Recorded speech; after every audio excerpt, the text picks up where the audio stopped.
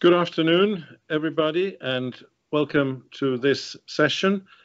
I would like to thank, first of all of you for connecting, and we are very, very happy to have you with us here today for this session, which will be dealing with the global dimension of the just transition with a focus on energy, obviously. My name is Hans van Steen. I'm a principal advisor here in DG Energy in the European Commission. And I have already met some of you previously in other contexts of a similar nature. And I think what we have ahead of us here today is really a very, very interesting and hopefully exciting session where we will look at the all-important international dimension of the just transition. As you know, the just transition is really a key priority for the EU and also for the European Commission, obviously. It's a key element of our European Green Deal. And over the years, we have revised and we believe now have a very robust and comprehensive approach to the issue of fairness in our energy and climate policies. First of all, of course, you know, the EU consists of member states, and we need to look at them. And it's very clear that when it comes to their starting point for the just transition, it's very different from one member state to another. And that's why we need to take that into account. And we do that in various ways by creating specific instruments, such as the Modernization Fund, for example, to help member states with lower revenues and perhaps higher carbon intensities to modernize their energy systems. Secondly, we're looking at regions and sectors where the transition will result in the most disruptive socio-economic changes. This is the rationale for the EU to work specifically with coal regions in transition, both in Europe, but also in Europe's immediate neighborhood. This is also why we have created the Just Transition platform and a number of instruments specifically addressing the challenges which these regions are facing. That is also covered by the Just Transition mechanism, as I think many of you will already be aware of. And the third, and I would say also super important element of this, is the people that are specifically affected and perhaps specifically vulnerable to these adjustments of our policies, and we need to make sure that they are protected and empowered to take an active role in this transition. So we're working with the member states on the issue of energy poverty. We're also working on issues related to consumer policies to put EU consumers and citizens at the center of the future energy systems.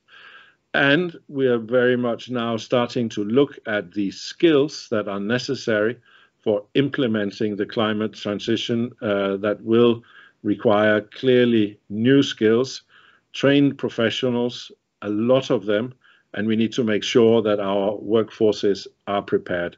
So the whole skills dimension of the energy transition is also something that is really picking up right now. So that's what we're doing in the EU, but as I just said, we believe that the just transition is a very global challenge, and that is, of course, why we're having this session here today. We feel that this is a common challenge which unites us in many ways, in the same way, in many ways, as the fight against climate change itself, which is, of course, one of the main reasons why we're doing all this. In recent years, we've seen the topic gaining in visibility, relevance, and political momentum globally. We now have many international partners and countries developing and implementing just transition policies. There's a lot to learn about what others are doing, sharing best practices, and so on and so forth. And that is why we're having this session today, among other things.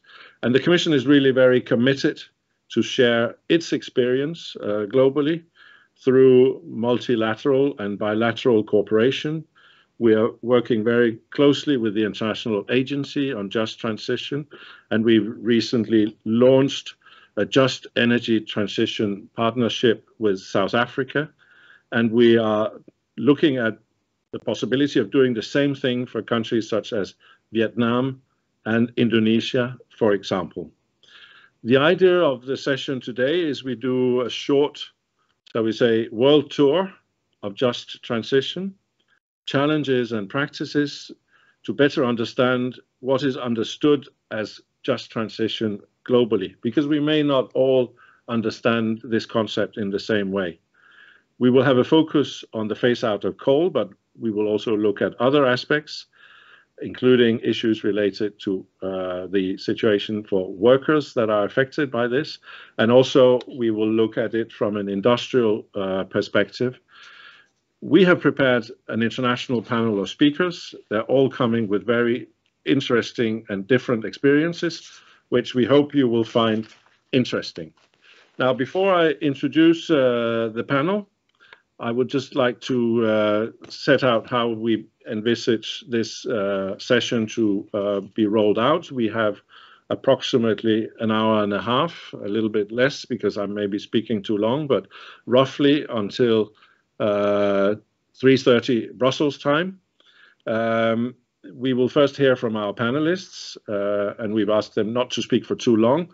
In that way, we should hopefully also have time for a Q&A session at the end, and you will have the opportunity, you as the audience will have the opportunity to ask questions in the Q&A bar of Swap Card. I hope this is something that is practical for all of you, so that you will also be able to, shall we say, come with your inputs to the session and make sure that we cover the issues that you feel are really interesting. So let me briefly introduce our first speaker here today. In the interest of time, I will introduce the speakers as we go along, and not all of them at the same time. So the first speaker we will hear from today is Mathieu. He is the program coordinator at the IEA, the International Energy Agency in Paris.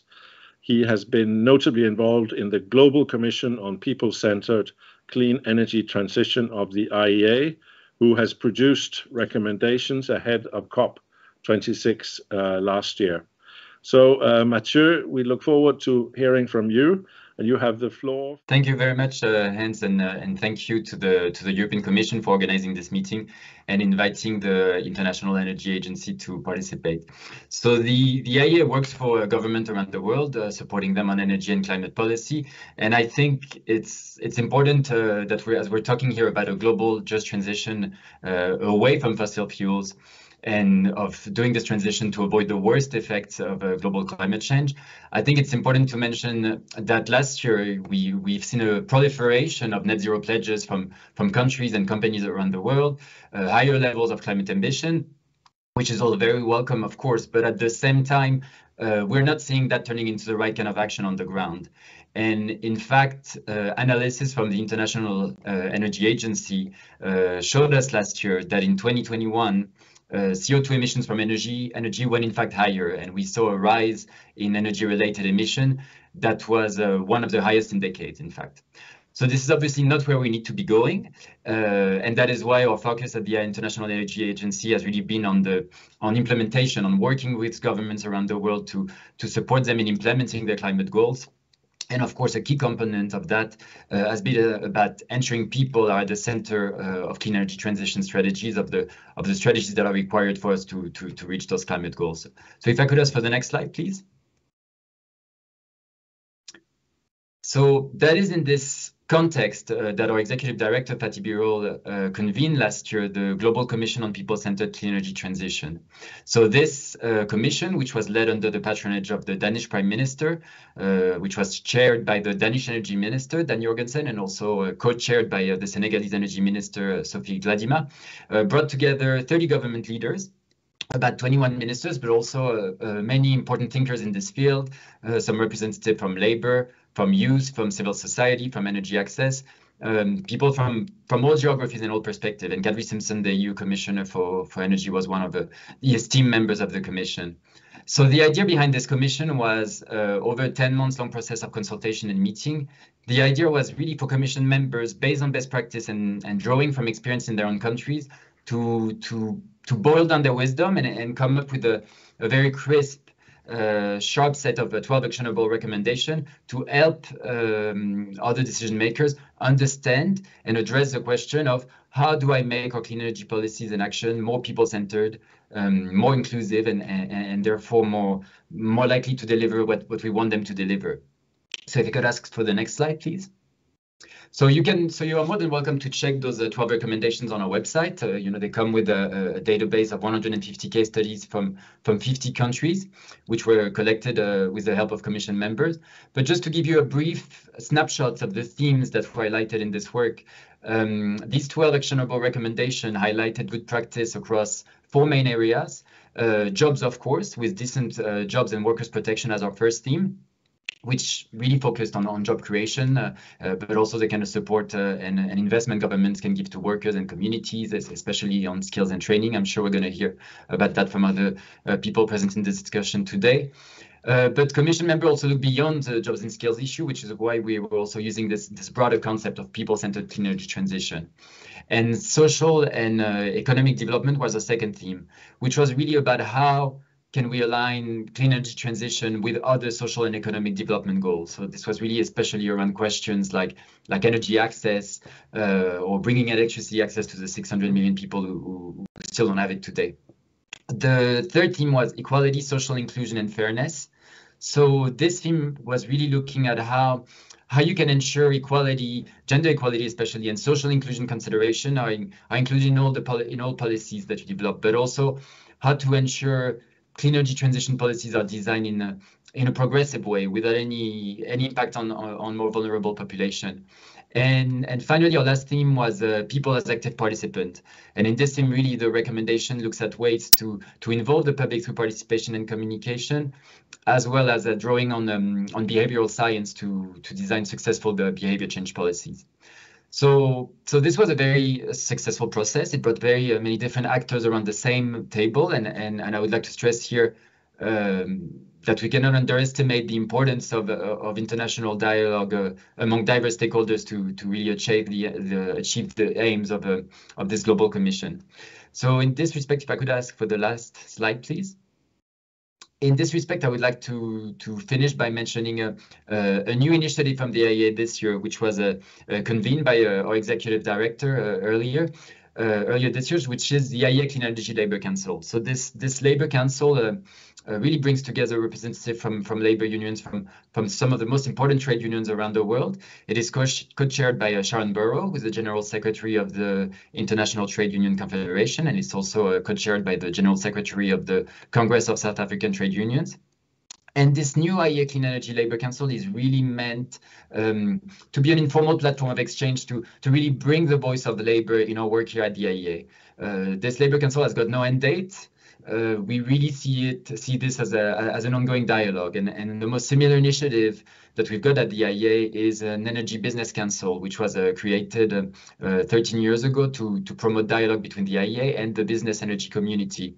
And so now, in the future, with this initiative, the IEA will really be able to effectively bring together and convene the governments we work with and represent, employers, businesses via the business council that I just mentioned, and now labor through this new IEA Labour Council. So we're really helping to foster the kind of international dialogue between representative of government, employers, and employees, so different sectors, so to speak, which we really trust is an essential ingredient to a successful global just transition, as I'm sure many of my colleagues here present today will discuss. So thank you very much.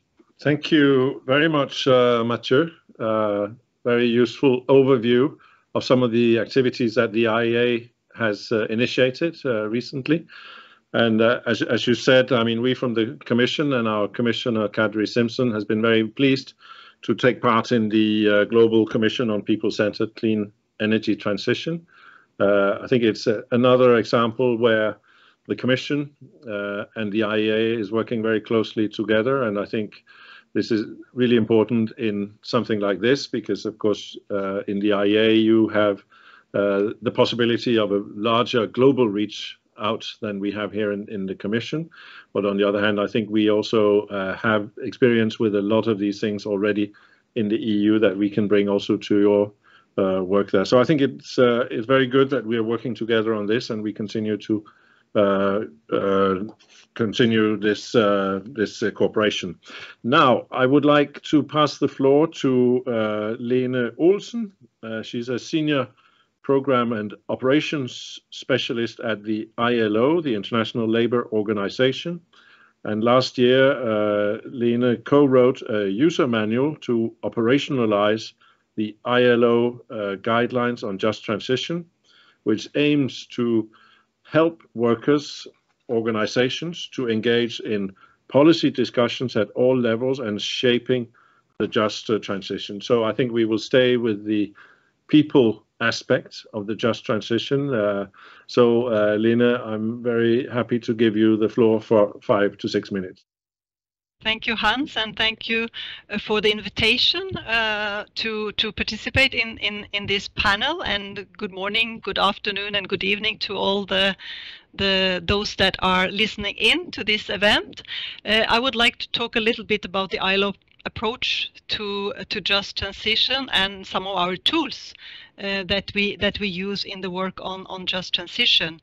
And to ensure a just transition, the ILO is, of course, working with its tripartite constituents, not only with governments, but also with workers and employers organizations.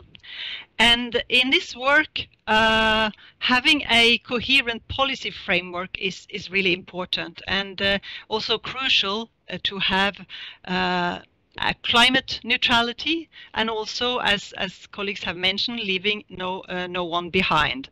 And what does this mean? Well, it means that the development and the implementation of green policies goes really hand in hand with social policies. Both international labor standards and the ILO guidelines on just transition are really useful tools in this work. And the ILO guidelines on just transition, they were adopted by a tripartite expert group in 2015. And those guidelines, for those who do not know them yet, they provide a really very good practical orientation to governments, to employers, and to workers' organizations when they formulate, implement, and also monitor the policy framework of a just transition. And these guidelines includes 9 important policy areas that are important to take into account in the transition. And of course, according to national circumstances and priorities, because no country is equal. The objectives of these guidelines are threefold. It is very much about planning, it's about participation, and it's about poverty alleviation. First of all, planning, because we all know that the transition will have huge impact on jobs and workplaces. So the clock is really ticking on addressing climate change, but we do not want to close down polluting industries from one day to another without a really good plan in place before. So we need to ensure that workers in these industries are supported either through social protection measures, skills upgrading, as Hans mentioned in the introduction, or eventually early retirement schemes. And also that new green industries are created in those areas where we might see redundancies, particularly, related to the sector that we are looking at in this event, the coal sector. So the coal areas, they need also new industries to be established.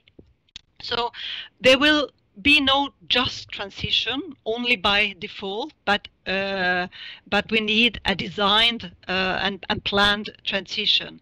And the ILO is assisting with this planning through, for instance, national green jobs assessment to identify specific economic sectors which might have high potential for green jobs creation, and also we're also assessing skills needs for those specific jobs.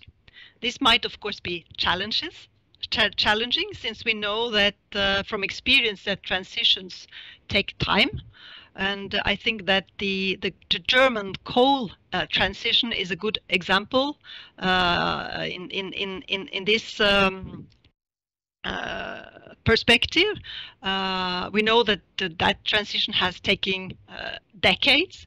Of course, we do not have decades before we really need to act this time, but we need some time for the planning.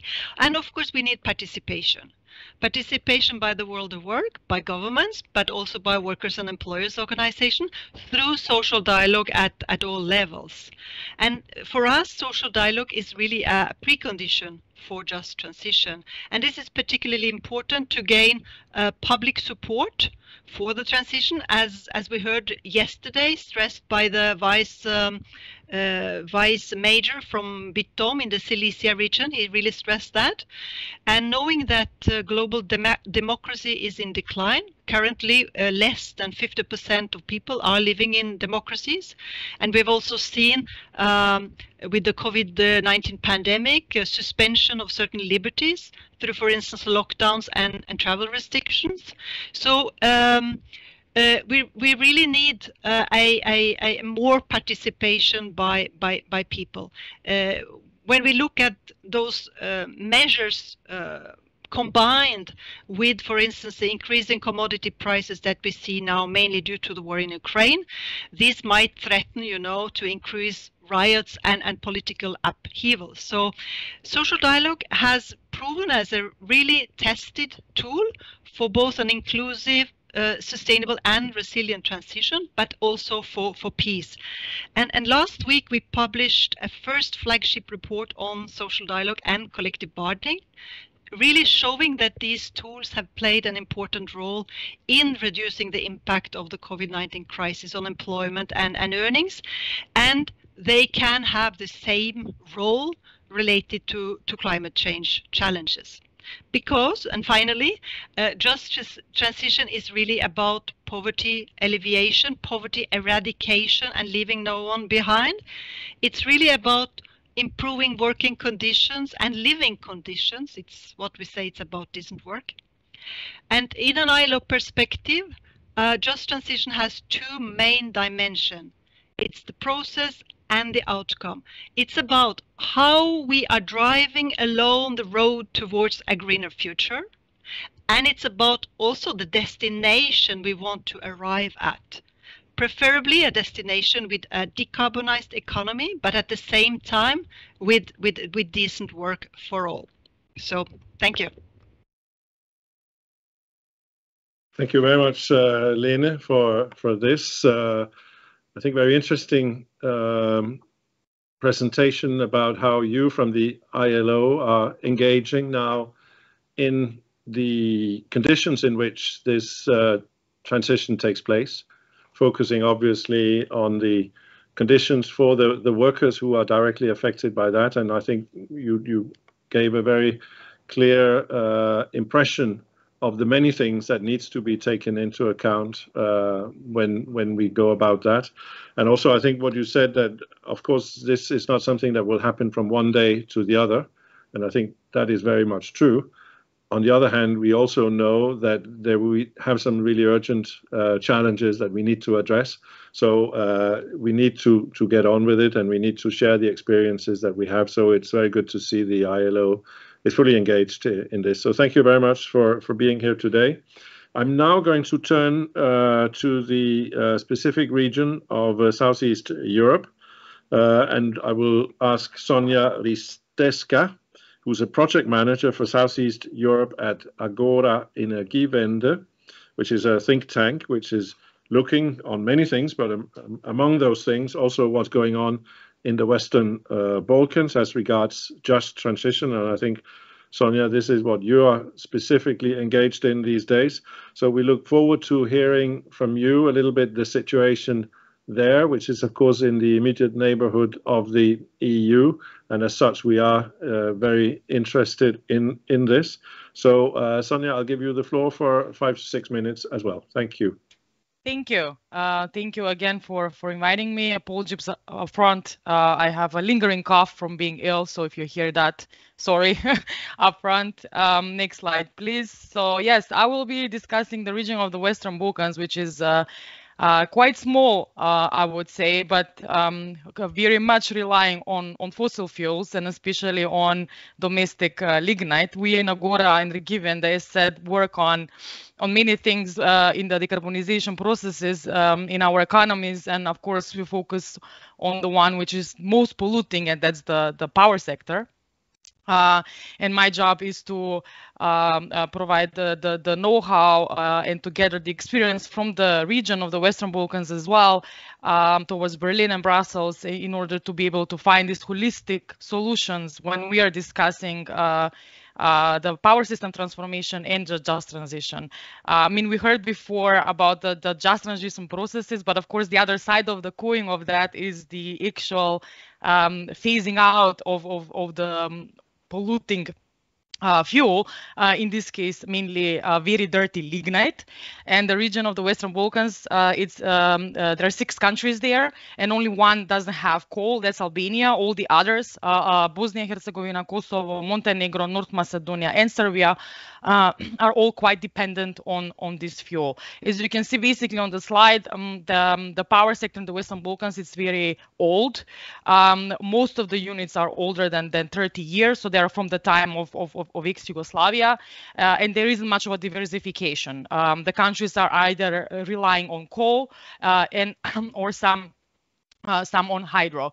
Renewables have been taking up slowly, I would say, but the major, of course, the backbone of the power system in this region is still very much domestic lignite and domestic hydro, which of course poses a lot of issues currently as well with the commodity prices, with the countries being dependent on imports when it comes to oil, when it comes to gas, even in some cases when it comes to coal, that it's creating these power shocks in this region as well, especially because the modernization, the restructuring of the power sector is just starting, or has been starting in the past few years. So we are in a position now where, on the one hand, we have to discuss how can we transform the power sector. On the other hand, how that will go together with the just transition. Next slide, please. So yes, and this is also why it's important when we are discussing these processes to also focus on why it's important to do the coal phase out, and that's the pollution. The countries, even though are not in the EU, they're striving to be EU members one day, so they should also be net neutral in 2050 because they follow the same targets as the European Union. But because of what I said, where the power sector is and I would say the inability to restructure it fast enough, we have the situation where the old power plants are polluting, and this pollution is spreading out throughout the entire continent. As you can see, basically in the last 3 years, these countries have emitted 6 times as much sulfur dioxide as it was allowed. And some estimations have been that in only 2 to 3 years, the sector has caused around 12,000 deaths in the region.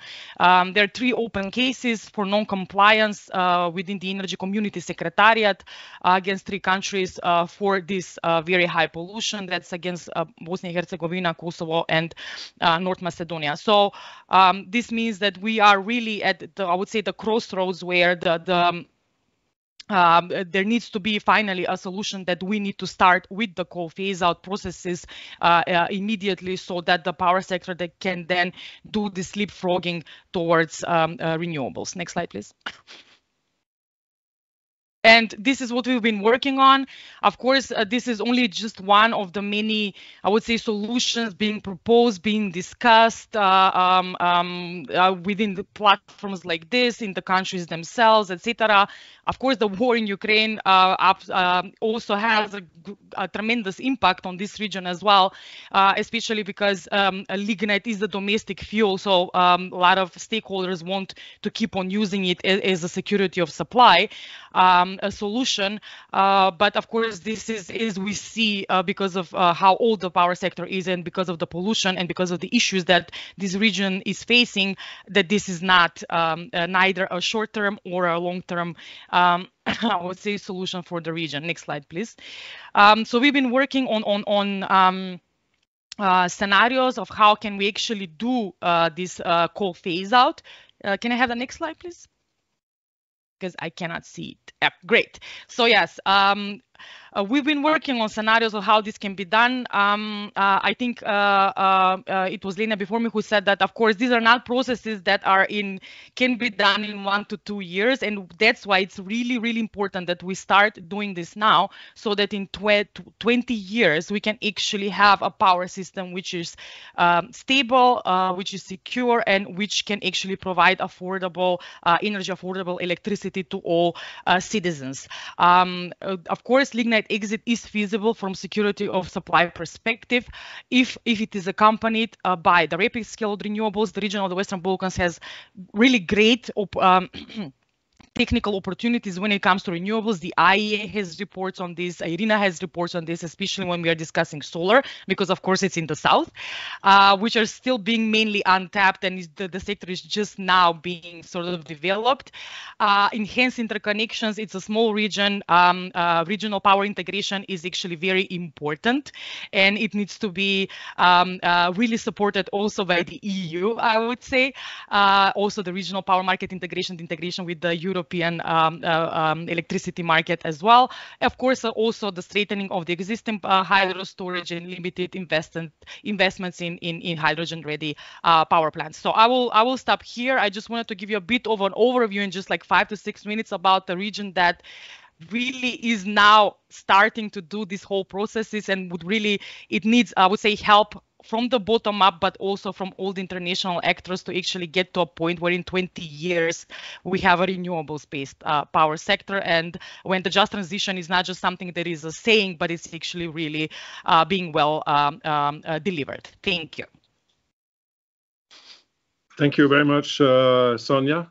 And indeed, this is a very important region, and I think there are important challenges also because of the high amount of lignite in the energy mix, and the need to phase this out and as you said, leapfrog into another type of energy future. And of course, renewables is clearly the solution, and the potential there is quite present. There's no doubt about that. So I think it's good that you and Agora Energiewende has put a little bit of the spotlight there, and I hope that the membership of the energy community will help also to implement some of these policies so that the transition can take pace. Now, from the Western Balkans, we move now to Scotland, and I would like to invite Rajiv Joshi, who serves as Commissioner in Scotland's Just Transition Commission, and is also the CEO and founder of Bridging Ventures, to take the floor.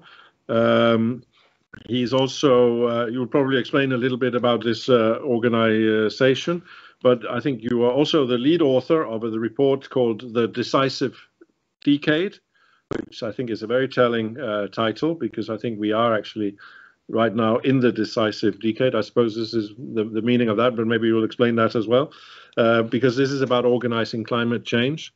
So we look very much forward to that, Rajiv, so you have the floor. Thank you, and it's lovely to be here together with many colleagues who are working together on this critical agenda. We are in the decisive decade. We have only 4 to 6 gigatons of CO2 to emit, and only a few years left in that bank balance.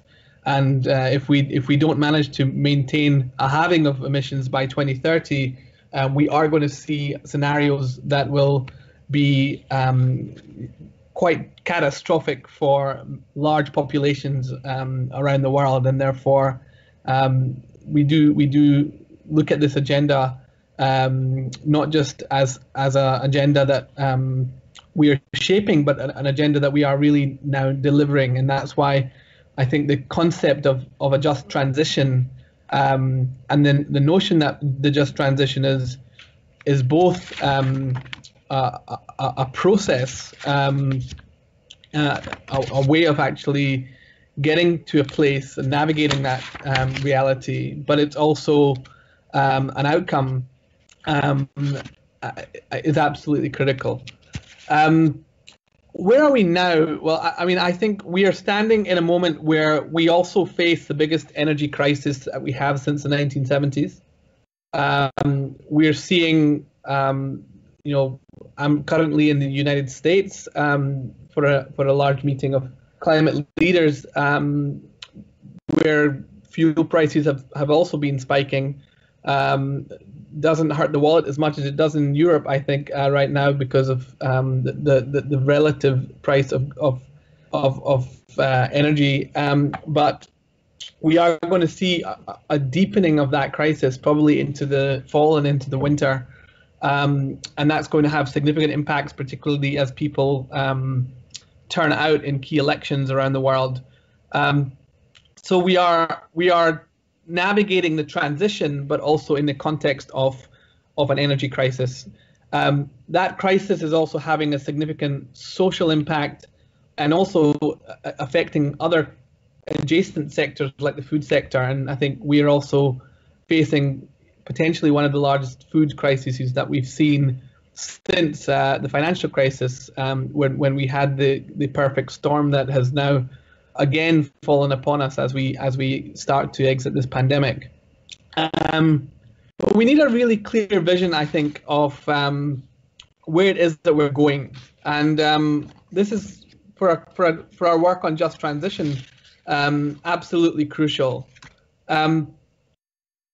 One of the things that we've been doing in Scotland is to start to really map out what does kind of a just transition look like, and what does it mean, and how do we embody the idea that if we're moving from an extractive system, you know, which has for many years taken more from people and planet than it has given to people and planet, toward a more regenerative system, which gives more than it takes from people and planet. How do we get there? What does it look like? What are some of the key pillars that need to be put in place? And this is true not only in Scotland, but also true, I think, of similar efforts that are underway around the world. And we also at COP26 had a discussion around what does just climate action look like, and to see that now as a preamble embodied in the text, and I think as a key part of the meetings that will happen in Sharm el-Sheikh later this year is also important. But some of the key features of what we're thinking about in Scotland, you know, include what are the impacts on place, on communities, on citizens. How are we thinking about reskilling and jobs and education, and you know, what does the future of education need to look like if we are to create a regenerative future for all? How do we make sure that the transition enables a fair sharing of the benefits, and that our responses to the transition, that they flow, those benefits flow fairly to those most affected? How do we make sure that the right goals exist within business and the economy to ensure that the kinds of jobs that are being created in transition are actually the kinds of jobs that are going to support mental health and well-being? How do we support adaptation and resilience? I think we haven't seen the finance being mobilized that is required, not even the floor, let alone the ceiling of that finance that's going to be required in some of the most vulnerable economies, but also in all economies, as we look at how vulnerable human systems are to the extreme projections that we're starting to see around where we're going on climate. And then environmental protection, restoration, decarbonization, as you know, is a huge challenge. And I'm also part of the Center for Global Energy Policy at Columbia University, where we're also establishing the world's first climate school. And that will be one of the big topics that we will be looking at. And then equalities and human rights. How do we make sure that there's the intersectionality between economic justice, climate justice, and human rights is actually understood, recognizing that some of the systems we have built are built upon systems that are not necessarily designed to maximize the well-being of all, and in fact are based on power structures that don't necessarily share power fairly. And so we need to really be thinking not only about the future of climate action as the Decisive Decade inquiry has laid out, but we also need to be thinking about the many, many layers of the future of power, and how do we transition in a way that also helps us to create new power systems, but also new relationships of power at all levels that support women and men to build the future we want.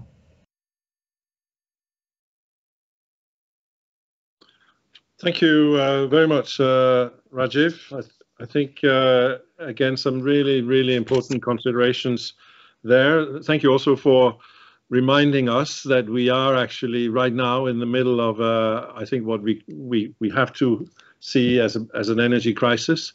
Certainly for us in Europe, we are now facing real concerns, including in terms of security of supply, but at the same time, we're of course also in an affordability crisis because energy prices are very, very high. And at the same time, I mean, obviously the key challenge that we continue to face is the transition towards a carbon neutral energy economy. I think, at the end of the day, the common answer to all these things have a lot of things in common, actually. There's a lot that sort of blends together, but it's just that for the moment, I think all of this is coming to the crunch and making it hard to perhaps keep the focus. But of course, we need to do that because it's absolutely crucial that we're able to do that. I think also another point, and maybe we can come back to that a little bit, but I think you made a very important point about sharing the benefits of the transition. I think that is, at the end of the day, something that is really, really important. And we have some experience, for example, about how you can do that when you move towards a higher share of renewables by actually involving people directly in that sort of, shall we say, build-up of renewables and giving them some type of ownership of that. So I think that's a really important point. But thank you very much for your intervention. I think it was really really interesting. So we will now move to South Africa, where we will hear from Tracy Ledger, who is a senior researcher at the Public Affairs Research Institute in South Africa. And you will give us some insights into the South African experience as regards just transition, and also looking at the specific challenges faced by that country. So Tracy, we're very pleased to have you with us here today. So please, you have the floor. Tracy, please. Thank you, and hello everyone. So what I wanted to talk about is where we are with the just transition in South Africa, and what we, from the point of view of the Research Institute, think is a big gap in what we're doing. So in theory, South Africa is committed to a just transition. We have almost 100% coal-dominant energy system, and there is an official policy commitment to a just transition, although it is still in the very, very early stages. It's just very recently that the Presidential Commission on Climate Change has developed a framework for this. So when we have a look at how the just transition is understood in South Africa, it's very clear that the dominant definition and the official policy narratives they all deal specifically with how the losses that are suffered by those people who are employed in the coal mining industry and communities and local economies where coal mining is the dominant sector, how these are going to be mitigated, how we're going to deal with job losses in mining, how we're going to replace economic activity in places where coal mining and coal-fired power generation is the main game in town. And I think that we could refer to these definitions as reactive definitions. So what they imply is that we need a solution for a problem that is going to be caused by the transition away from coal and towards renewables. And this is very important because the way in which we define the problem then in turn limits the solution that we're thinking about, and it limits policy action and what we think is appropriate. Now, the most important implication of these definitions is that the current energy system, apart from its climate implications, is not problematized to any degree whatsoever.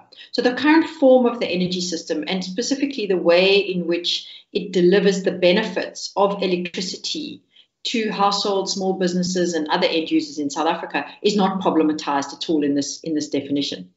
But there is a real problem, and that's that the current electricity distribution system actually delivers many outcomes that are not just entrenching poverty and inequality, but in many instances over the last 5-10 years have in fact exacerbated poverty and inequality.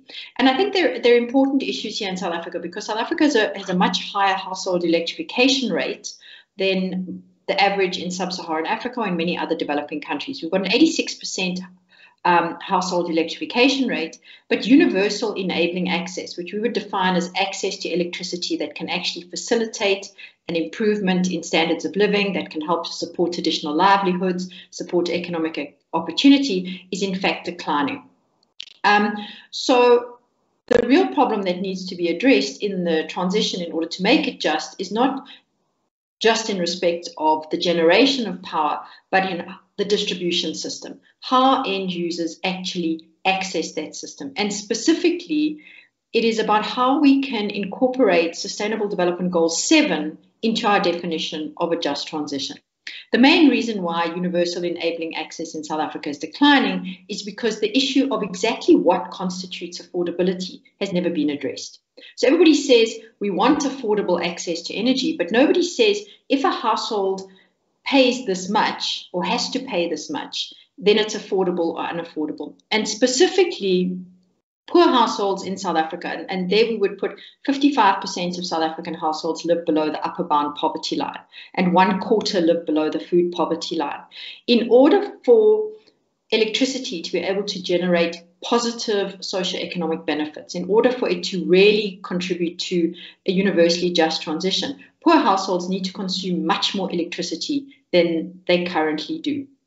But that means that we need to incorporate into our definitions of affordability, not just what households are currently spending, but the idea of some kind of minimum threshold level of consumption beyond which you actually start to leverage development benefits and see these things.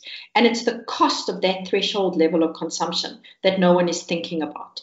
And conservative estimates are that 55% of South African households cannot afford that threshold level of consumption.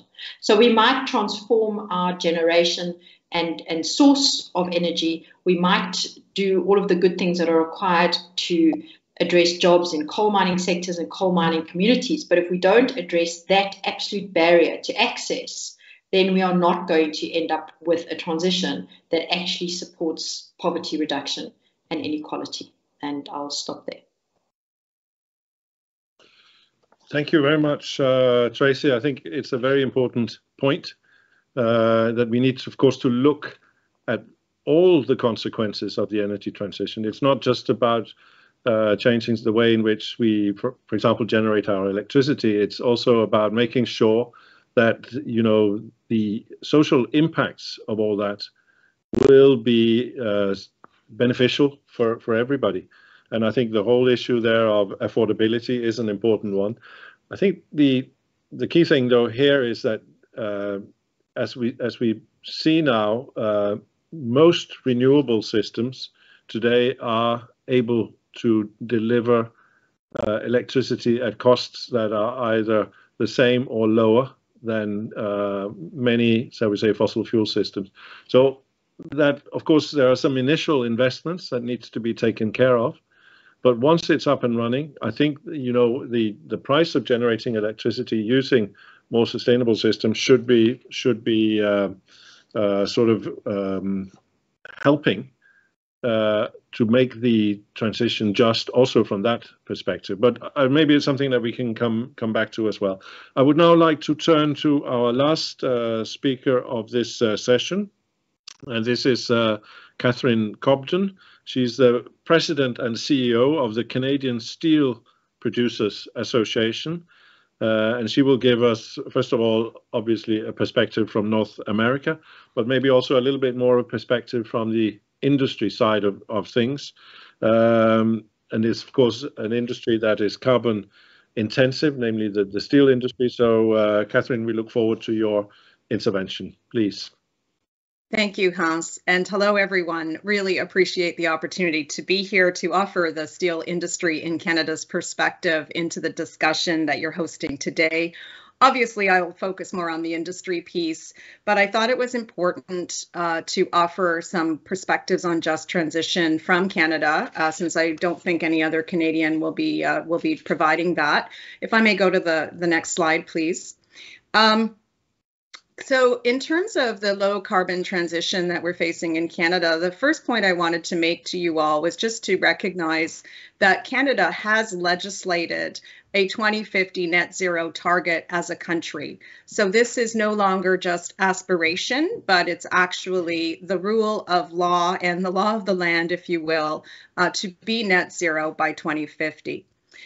We also have a lot of developments going on in terms of our country's green plan, emission reduction plan. And the latest one was just released in March of 2022, and that enshrines a 40 to 45% target by 2030 into Canadian law as well.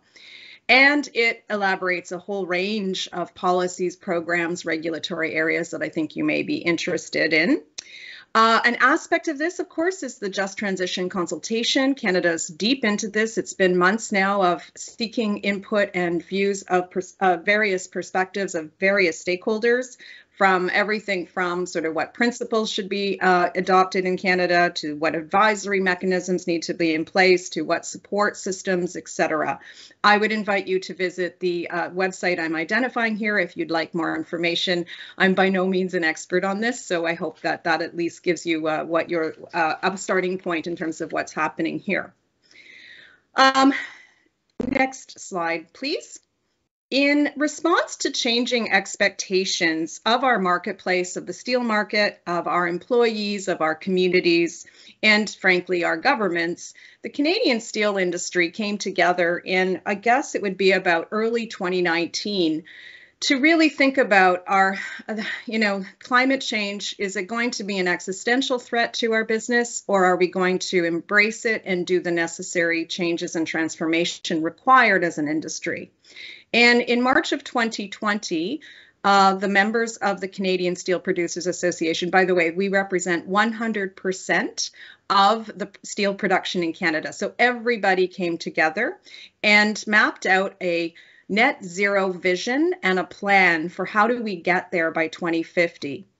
So this was obviously a massive change in direction for the industry to get onto the net zero plan. And it's not, it wasn't just an idea, or while it's an aspiration, it was actually an aspiration grounded in significant work and effort in terms of our pathways planning. To date, I'm extremely proud to say that we have stood up now projects in the industry, major projects at $3 billion worth of projects to see our reductions for the first phase of our work, which will take place by 2030. You will see over 45% reduction in CO2 emissions from the Canadian steel industry. These, I cannot stress enough how significant these projects are, and how difficult these projects have been for boardrooms across the steel industry to make those decision making, but they're on board and we're making progress. I'd also like to say there's significant trials going on for these. These were electrification projects. The rest will be harder, I'm afraid to say, but we'll need to do new developments, new technological solutions.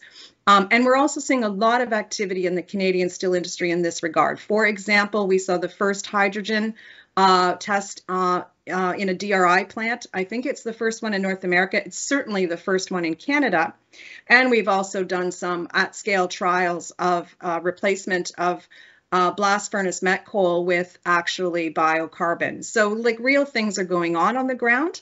But to the point, it's a marathon, not a sprint. And so I think that's one of the reasons is those solutions will take time.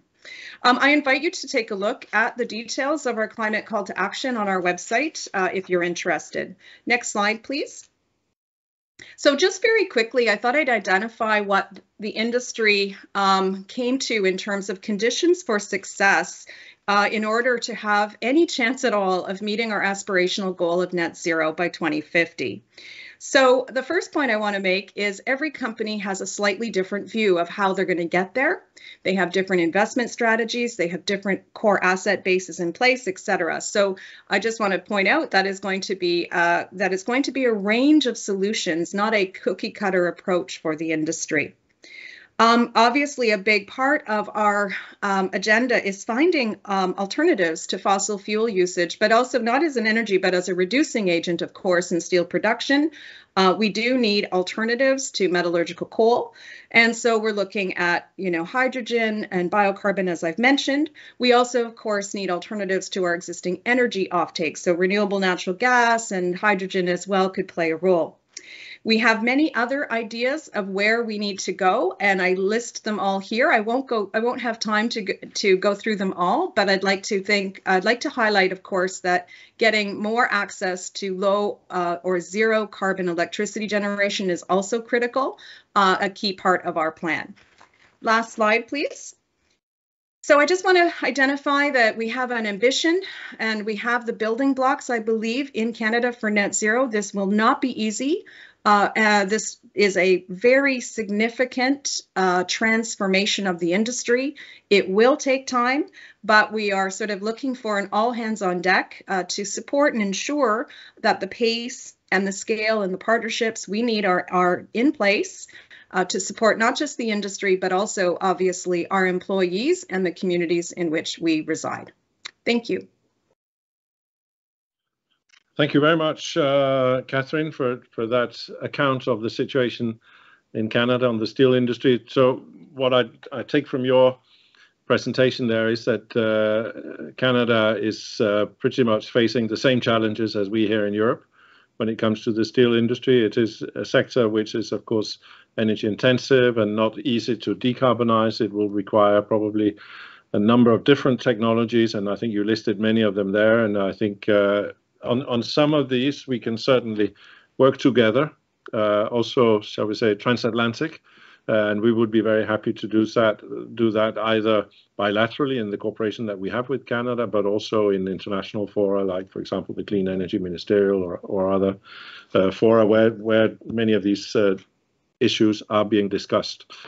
Voila, I think we have come to the end of the presentations from our panelists, so I would like to thank them very much for coming with interesting views, and in fact they have already stimulated some comments in the chat box, and I encourage the audience to come with further comments or questions. And in fact, I do have a question here which comes from Roberto Cantoni, who is a research fellow at the University of Sussex, and I think he asked the question after the presentation that we heard from Lena and the ILO. And I think maybe Lena would want to respond to it. And the question is the following. I wonder whether focusing the narrative on the fact that transition will be slow does actually contribute to legitimize stakeholders to slow down measures to stimulate it. I think it's a good question, and I think maybe Lena, you would like first to comment on it, and I know that there are also other panelists who would like to react to that one. But I think it was the question was asked after your presentation, so Lena, you have the first go, please. Okay. Yeah. Thank you. I would be happy to have some comments on that one. I really don't think we should legitimate the slowing down of the measures just because time is a challenging factor, because indeed it is a challenging factor, but on the contrary, because we do know that things will take time, we should make sure that the transition actually include all the ingredients needed from the very beginning. As I mentioned, there has to be some kind of planning. We cannot, do this without a certain amount and time of planning, and also, as I mentioned, the participation with all the stakeholders that are or will be affected by either directly the climate impacts or, policy that we are put in place to mitigate or adapt to them. And in that respect, the policy coherence, as I mentioned, is also very, very important. And I would like to give one example. For instance, we are talking a lot about creation of new green jobs, and particularly in the renewable energy sector. But are we at the same time talking about the skills needed to take on these jobs, to ensure that we are not ending up with having a lot of new jobs but not people to fill those jobs? So skills are very important. And in 2019, the ILO looked at different skills policies in 32 different countries to see how skills policies are linked with environmental and green policies, and also whether actually ministries dealing with education and training are involved in these policies as well. And from those studies that we made, we realized that ministers dealing with education and training are really very weakly represented in policy making on climate change and environment. So there is I would say there is still a lot more work to be done in order to have this coherence, particularly at national level. So in order for us to do things right from the very beginning, so we don't have to redo them, because we know very well that if we don't have the public support, there might be upheaval and riots, and we might go back to the drawing board and do things again, and that would take even more time. So it's really important that we are doing it right from the very beginning. So that's what I wanted to say, to comment on. Thanks. Thank you, Lena. I think that was very clear. I understand that also Mathieu would like to come in on this, maybe from the PA perspective. Mathieu, please. Yeah. Thank you, Antti. Yeah, I mean, I completely agree. And I was actually what Lena was saying on the importance of careful planning, especially to track progress and to avoid quickly, badly designed policies that would delay the process. I mean, at the IEA on this, we really constantly stress the urgency of action, and we also do a lot of work now on what we have called the cost of inaction. But I also wanted to add to this is that we really have to take into account those legitimate requests about the pace of transition, most specifically because the pace of transition will not be the same for all countries. And I think here, because we're talking about the global dimension of just transition, a very important question is in question of who pays globally. This is something that was definitely alluded to at several occasions by some members of the Global Commission I mentioned earlier. If you take Africa as an example, the continent of Africa historically has emitted less than 1% of greenhouse gases in our atmosphere today. It's facing huge crises with hundreds of millions of people that still don't have access to energy, huge unemployment, huge social development question. And so the pathway for countries there is definitely not going to be the same pathway as European or North American countries in terms of their net zero journeys, but also in terms of pace and in terms of affordability. Some of the best practices that we know for moving out of coal sectors have been to spend huge amounts of money in those affected communities. I think in Germany, for example, 40 billion are to be invested over 20 years in coal-affected communities, which is exactly right, but is not equally affordable in every country in the world. So there's really a need for companies and government, when thinking about the global dimension of just transition, to think about the affordability question and about who pays, and there's probably really a chance for leadership here for richer countries to both show leadership in their own work, but also to help other countries, both in pure financial terms, but also recognizing the different contexts they face. And in this respect, like some of the recent development that we saw at COP, such as the international partnership to financially support coal phase out in South Africa, are very much welcome, but it's probably only the beginning, and it will probably have to be extended to other countries if we want to deliver on our climate goals at the required pace that this climate crisis demands.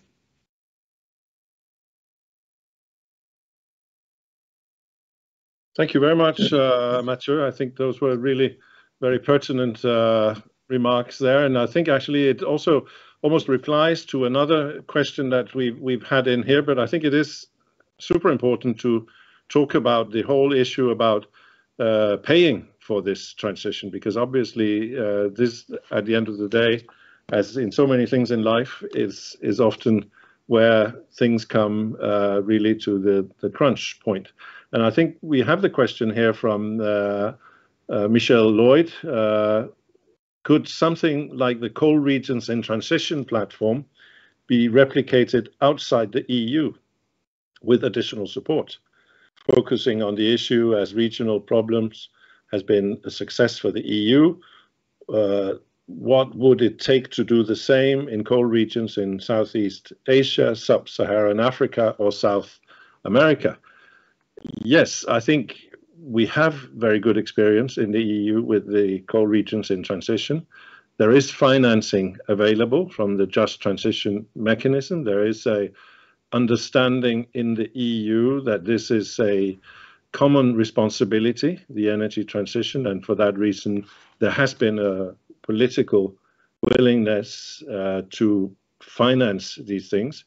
And I think in many other parts of the world, we would need to look at the same thing. Now, obviously, it may not be so easy, but I mean, for example, there is climate finance available also globally, agreed in various instances, which could be used for things like this. And I think it is an area we need to think about if we can replicate what is happening in the EU with the coal regions in transition elsewhere. I don't know if anyone from the panel wants to come in.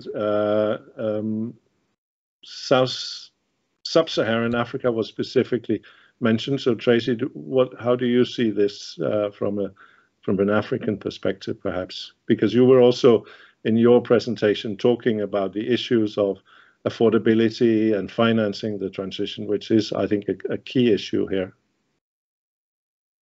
Thank you, Hans. So, I mean, Sub-Saharan Africa is a very not an homogeneous place. So you have South Africa with a very, very large electricity generation sector, almost completely dominated by coal.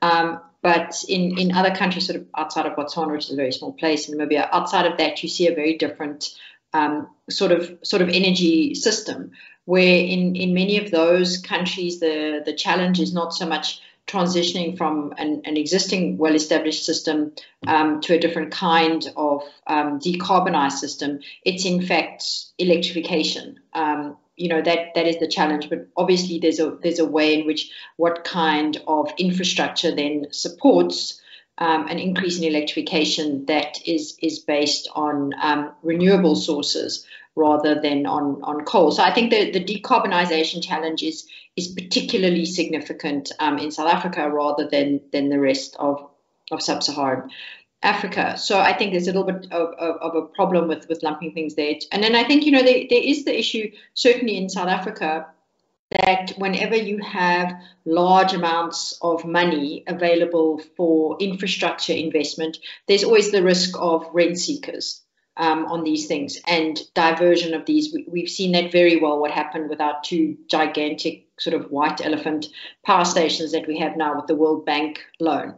You know, and at the end of the day, it's the citizens of the country that are paying for it, or the residents of the country that are paying for it. So I sometimes think, you know, there sometimes aren't enough sort of mechanisms in place to safeguard the interests of people in particular countries against those rent seekers by the people who've made the funding available, who just kind of saying, here's the funding, and oh, sorry, some of it got diverted. Well, that's too bad. So I think there is a more not really oversight, but a more active role that people who are funding these things need to take in the interests of how these things are structured in everybody's long-term interest. One of the reasons why electricity is so unaffordable in South Africa is because of the significant amount of corruption that was associated with what happened at Eskom, which was fundamentally a World Bank funded program, and now we're all paying for that. Thank you, Tracy, and I see Rajiv nodding there, and I think I know, Rajiv, that you are of the view that one needs to link, shall we say, the energy transition agenda more closely with the development agenda more generally. And I don't know if this is something that you would perhaps like to sort of develop a little bit further, because I think that when we're looking at areas like Africa, for example, obviously that is something that we need to do, but how can we do that in a practical way? Yeah, well, I know that, you know, many of us fought hard to ensure that as we were preparing for the post-2015 agenda, that the Sustainable Development Agenda and the Paris Agreement that we're forming were being formed with a cognition that both were two sides of the same coin, that we cannot address the climate crisis unless we also simultaneously address the deep levels of inequality that we have in society, and that if you have a world where so many people do not have their essential services met, and at the same time you're looking to, you know, advance an agenda which is about reducing use of some of what is perceived as bringing those services, it's a very difficult agenda to navigate. And I think the question of energy innovation is a big one, but there are also very real questions around, you know, how do we ensure that we get sustainable energy for all to those who don't have access? And I think doing so in a way that also enables us to maintain our carbon budget is absolutely critical. But at the same time, you know, the impact of cook stoves is not so much in comparison to the F-150 trucks that are being driven around some parts of the world. And so we really need to, I think, prioritize, but at the same time support countries in developing not just transition plans, but, you know, and start to see just transition plans in a way as a roadmap to building a regenerative, a fairer, a more equitable, a more inclusive economy for everyone, that really does deliver on the Sustainable Development Agenda, and not something that is considered a burden or something that people might be afraid of because they fear that a just transition means that they're being transitioned out of jobs which perhaps are in a sector which is currently high intensity in terms of its carbon usage. So I think one of the things we need to work on is to frame the narrative of just transition and ensuring that the interpretation of what we mean by a fair and a fast transition is something which people can embrace all over the world, on both sides of the political spectrum, and secondly, that there is trust between civil society, particularly in the global south, but also in other countries, as well as with business, the investor community, and with governments.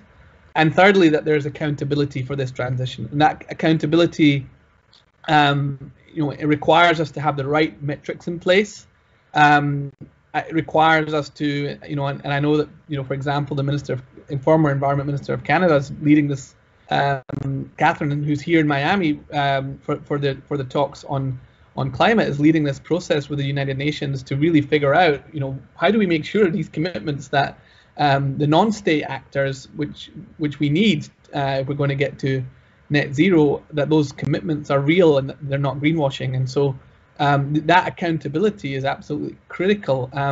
We need to make sure that companies and non-state and cities and regions are actually playing their part in getting us as far as possible towards where we need to be, and doing it in the right way so that the means justifies the ends. The ends don't just justify the means. I think all very good points there. And I mean, the challenge here is to sort of at the same time have a fair, and I think you said also a fast transition, but of course it also needs to be planned. And that brings us a little bit back to the whole question about the speed, how fast can we do these things and still make sure that it happens in a planned way. Maybe I can turn to Sonia here and ask, what are your views, and based on your experiences in the Western Balkans, for example, how fast can we actually reasonably expect the transition to go, and maybe also based on experience elsewhere in the world? Yeah, that is a good question. It actually lines up to one of the external questions on why should countries build renewables, right? Because they were not the ones who were the major contributors to climate change and pollution, right? But I think it's a bit of a false narrative. I mean, it's a technology which is accepted throughout the world, right? And everybody wants to be part of the new business models and making profits and have like companies coming and investing. So I think it's also this narrative doesn't really hold anymore. How fast can it go? I mean, it can go fast depending on, of course, whether the strategy of the political elites in these countries and in places is actually has the goal to be net zero, have a net zero economy. We see the development of renewables in markets even without a support, without having a political willingness, like for instance in countries like Serbia, which was an untapped market, and then you have investors flocking in because there is just a market that people want to invest in, which means that it can go faster if there is a good regulatory environment, if we cut the red tape, if the countries actually have targets that they want to achieve, long-term energy planning, if we have empowered local communities, if we have empowered NGO sector as well, if we have all these, I would say, parts of the puzzle, of course it can go fast. Just a small example, 4 years ago, I was in Kosovo, which is a country which has one of the largest lignite reserves in the world, and the discussion was how to build a new coal-fired power plant. Yesterday we had an event on PPAs and the renewables. There was no discussion on lignite whatsoever. So just in 4-year time we came to a point where nobody mentions lignite anymore. So we see that on one hand, yes, the planning needs to be really well and we cannot leave anybody behind, but on the other hand, the renewables market has developed so fast, and there is a real possibility of leapfrogging and enabling investments in renewables. So the sooner I think countries tap in this market, the better and the faster we'll go.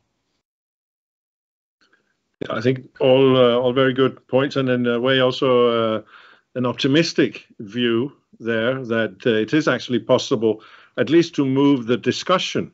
I mean, one thing, and that's where everything starts. First, you need to move the discussion, and then perhaps later on you can also move the decisions and the actual, investments that are necessary in order for the energy transition to take place. So I think that's, and I think the point you made about local communities and the empowerment and involvement is really so important. I was 3 weeks ago in India. And I met a lot of people from the Indian administration, and we were also talking a lot about just transition there. And one thing that was really an eye-opener for me was that because now India has also sort of set a target for carbon neutrality and moving out of coal, which is, I think, very, very good. But the challenge that they are facing is very, very large because, for example, in many communities where the livelihood has been coal so far, it is really the coal industry that has organized everything. Schools, hospitals, it's a whole community which is built up around coal. And once the coal activity is phased out, you have a real problem with all these other things. And that, I think, is why you need the whole community approach to be engaged in order to find some alternatives for that. And I think that's what we're trying to do in Europe, for example, with the coal regions in transition, to find alternative economic activities, because you cannot just close down something which has been a major economic activity of a particular region and not replace it with something else. I mean, you need to have alternatives, real alternatives, and you need, I think, as Lena also said, you need to have activities and training programs in order to reskill people to be able to engage in those economic activities. That is really, really important. We still have a few questions here, but I think we're coming sort of slowly towards the end of the session, but I think we will be able to maybe reply to the questions either here or in some other shape or form. It's been good to see that there has been interest in the audience to ask questions. I think the interventions by the panelists have also contributed to that. I think we've had a really, really good discussion here today, and I think I would like actually now to begin to wrap up slowly, because I think there's a short break, and then there will be still another session later on in the day on the platform. So really what I would like to do is to thank all of the speakers that we have here. I think we've seen just transition issues from very many different angles, and how all these angles will have to come together one way or the other, which is not going to be easy at all. I think our idea with organizing this session was to give a little bit of a glimpse into what just transition means in different parts of the world. And it's, I think, as I said in the beginning, it doesn't necessarily mean exactly the same thing. I think there are some basic challenges that are identical, but there are also very specific conditions, and we need to be able to take these into account when we sort of put together the solutions that are necessary in order for this transition to actually happen in a way which is beneficial to all, and as we say, leaves no one behind. And I think that is actually a very nice term. We will continue this discussion, clearly. Indeed, this issue is certainly here to stay as we continue and accelerate the implementation of the energy transition on the ground and across the world.